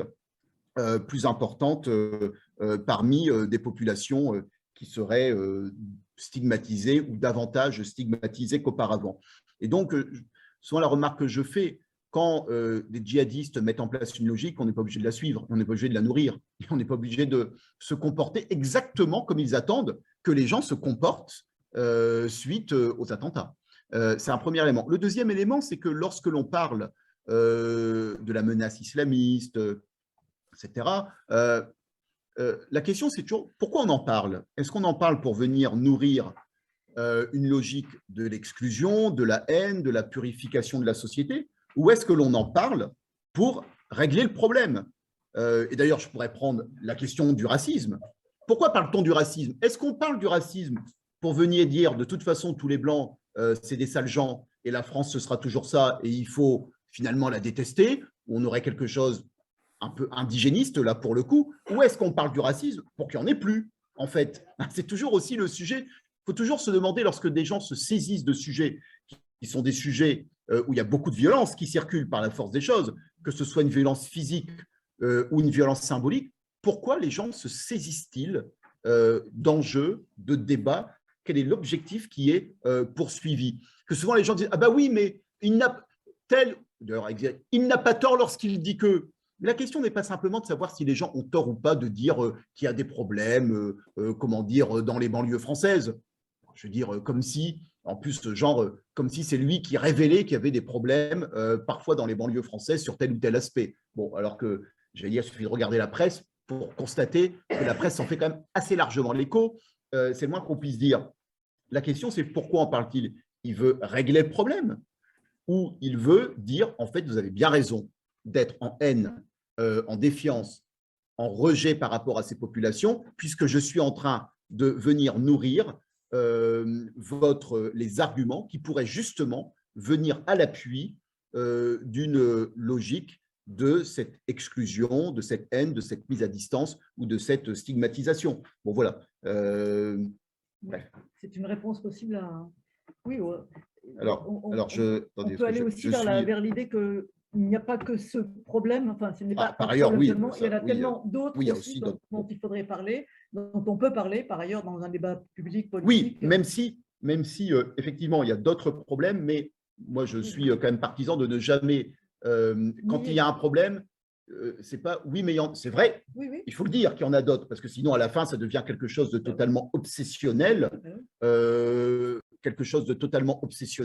qui ne permet plus de réfléchir, parce que l'obsession ne permet pas de réfléchir de toute façon. Mais tout en ne donnant pas l'impression d'être gêné aux entournures. Oui, il y a des problèmes d'islamisme. Et oui, l'islamisme, de toute façon, je dis, l'islamisme, comment dire, je me rappelle que dans les pays, musulmans, les islamistes, c'est l'extrême droite. Bon, en même temps, ces gens, ils sont contre la démocratie, contre l'égalité entre les hommes et les femmes, ils n'aiment pas les juifs, ils n'aiment pas les étrangers, ils sont pour la violence. C'est une assez bonne définition de l'extrême droite. Donc, en fait, je suis contre l'extrême droite de façon générale, y compris lorsqu'elle est islamiste de toute façon. Donc, il y a quand même une forme de cohérence. Quand on se bat pour l'émancipation, les personnes qui, au nom d'une religion, fût-elle minoritaire, essayent de mobiliser, j'allais dire, des gens sur ces thématiques, c'est un camp de la réaction, et ce camp de la réaction ne peut pas être un camp de l'émancipation de toute façon. Bon, voilà. Mais bon, merci. Que pensez-vous de la profanation du Mont Valérien par les antipasses sanitaires? Non, mais non, ça c'est… On va je suis contre. Non, mais alors, le pass est écrit avec SS, hein, parce que les deux S, oui, parce que dans antipass, c'est peut-être pour ça qu'il y a cette question. Dans le pass, les deux S, c'était siglé SS. Donc, ça renvoie aussi à ce qu'on a pu voir dans certaines manifestations moi, je retiendrai anti-pass. Dominique, après, je laisserai la parole pour une conclusion de Nicolas. Je retiendrai un mot que j'aime bien, qui est le mot d'émancipation. Et donc, il y a à reconstruire une réflexion intellectuelle pour l'émancipation de tous les citoyens et contre toutes les haines, on va dire. Bon, ça, c'est un vœu général et très, très global comme ça, mais c'est pour conclure à ma manière le propos que tu viens d'évoquer. Nicolas, est-ce que tu veux apporter un propos de conclusion de ton côté sur… Pour conclure, je rebondirais bien sur un truc dit par Dominique et qui permettrait peut-être de cadrer plusieurs choses dont on a parlé, de les relier ensemble. Le mot racisme, je ne sais pas si vous le savez tous, il naît en français en 1892. Il naît en français dans un texte d'un monsieur qui veut protéger les Français du nord de la France, de souche gauloise, de leur invasion, de leur remplacement par les Français du sud de souche latine. Et donc, il appelle à un État raciste pour défendre cette spécificité des Français du Nord.